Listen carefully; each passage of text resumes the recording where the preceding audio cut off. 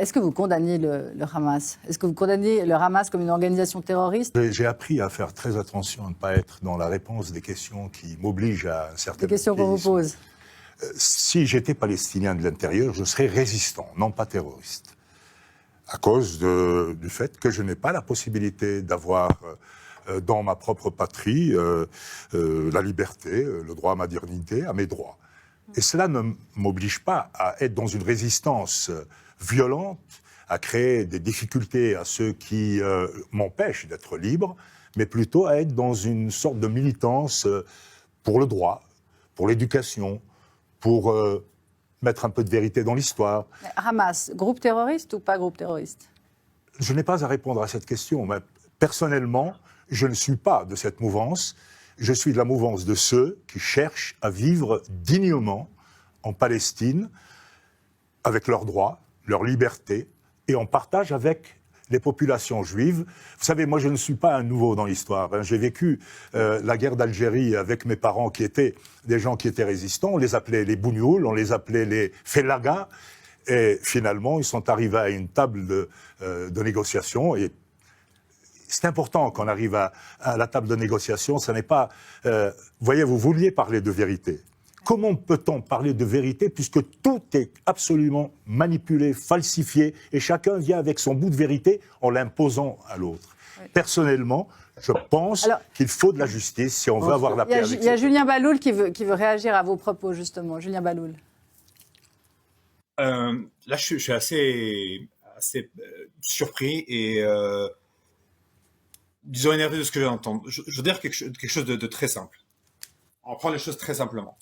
Moi, je fais partie de ce qu'on appelle en Israël du camp de la paix et mes opinions politiques israéliennes sont connues de tous. Je les affiche sur Twitter depuis des années. J'ai manifesté pendant des mois contre le gouvernement israélien sur des questions de politique intérieure, sur la question de l'égalité du droit, sur les questions du processus de paix, etc., etc., etc.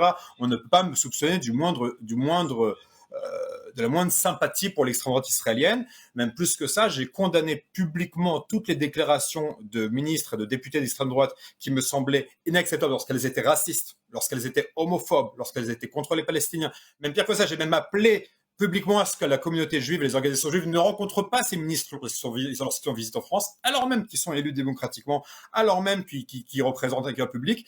Et j'ai appelé clairement à ne pas les rencontrer et je les ai critiqués. Et pourtant, on parle de simples déclarations. Donc moi, je suis clean. Moi, je suis cohérent avec moi-même. Le Hamas est une organisation reconnue terroriste par l'Union européenne depuis plus de 20 ans et il n'y a pas à bégayer en le disant. Il y a deux jours maintenant, j'ai rencontré une délégation de députés français qui étaient venus en Israël en visite de solidarité et ils ont rencontré des familles d'otages franco-israéliens et des gens qui ont survécu au massacre du Hamas. Et j'ai servi d'interprète une partie de la rencontre entre l'hébreu et le français pour faire la communication entre français et Israël et hébreu parce qu'il y avait un autre interprète avec moi, mais les propos étaient tellement atroces qu'il fallait mieux être deux.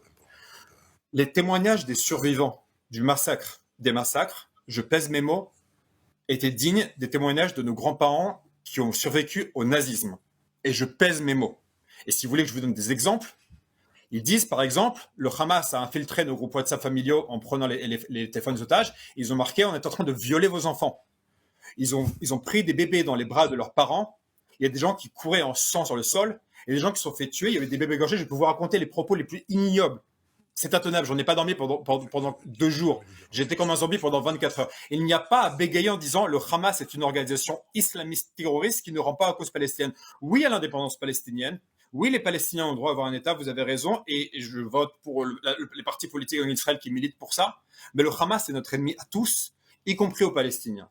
Il n'y a pas à bégayer en le disant. Hafid Ouattara, ça, c'est des propos qui ont été tenus. Attendez, je vous laisse, je vous donne tout de suite la parole. C'est des propos qui ont été tenus, un révisionniste, qui ont été tenus dans les manifestations, notamment qui ont eu lieu à Genève, qui n'étaient pas majoritaires, mais qui ont été tenus, effectivement, à mettre en doute même les crimes qui ont été perpétrés en Israël. Ces propos, malheureusement, on peut les entendre partout, mais la majorité des gens ne sont pas dans cette mouvance. Pourquoi est-ce que c'est si difficile de condamner le Hamas? Pourquoi est-ce que c'est si difficile comme musulman de condamner le Hamas? Encore une fois, le Hamas, il est arrivé parce qu'il n'y avait pas de possibilité aux populations de vivre librement. Ce que j'aimerais vous dire, c'est que je n'ai jamais supporté quelque barbarie qu'elle soit, d'où que ce soit. Ben, c'est ce que je suis en train de dire.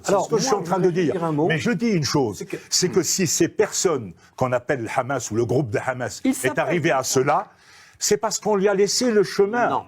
On lui a pauvres, ils préparé étaient le vraiment chemin. très, très énervés. Laissez réagir. Et je vous dis encore, je ne suis pas pour du tout. Mais c'est pas, comment dire, encore une fois, je ne suis ni palestinienne, ni israélienne, mais je sais ce que c'est que la terreur. Moi aussi, je l'ai vécu, chère madame. Je peux finir une phrase, Allez-y, je vous écoute. ou deux peut-être même.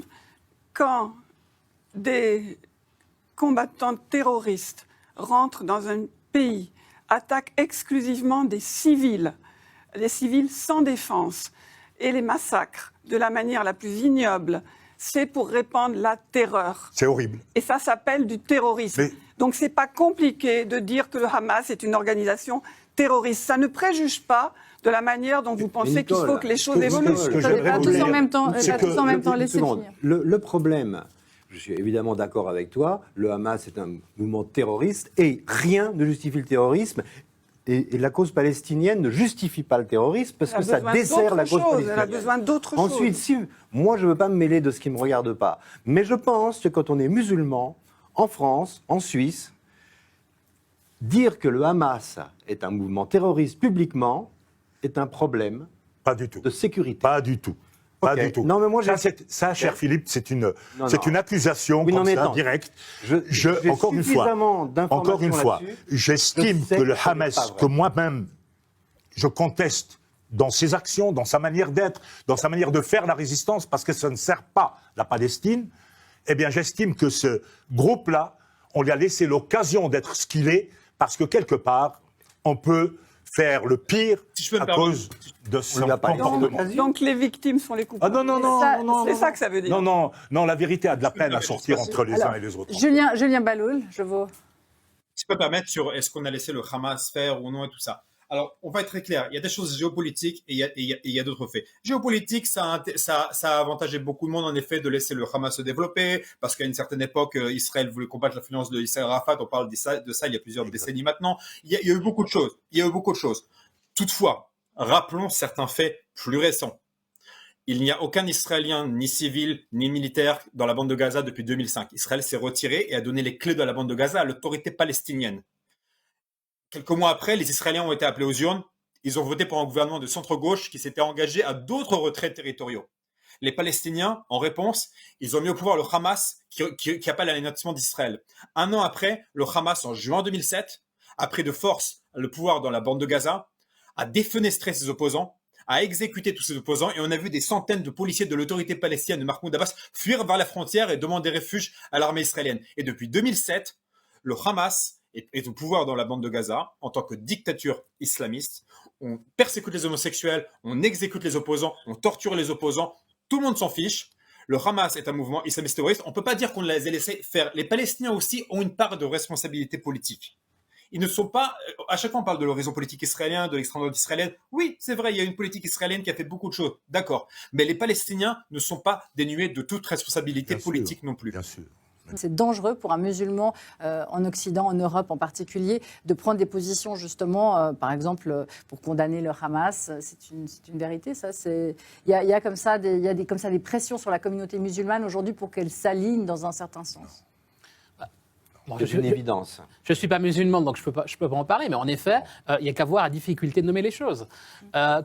Si je reviens à la discussion qu'on a eue, elle est assez emblématique. Un individu, un acteur qui utilise de la violence indiscriminée contre des civils ou des enfants, c'est de la terreur. Parce que le terrorisme vise à créer de la terreur dans la population, qui est en violation des conventions de Genève, des protocoles additionnels. Et donc, les mots ont un sens. Donc, un groupe qui utilise ces tactiques-là, on peut le nommer un groupe terroriste. Et le problème, c'est que le mot terrorisme est tellement symbolique que c'est devenu pour certaines personnes, en effet, difficile de le nommer.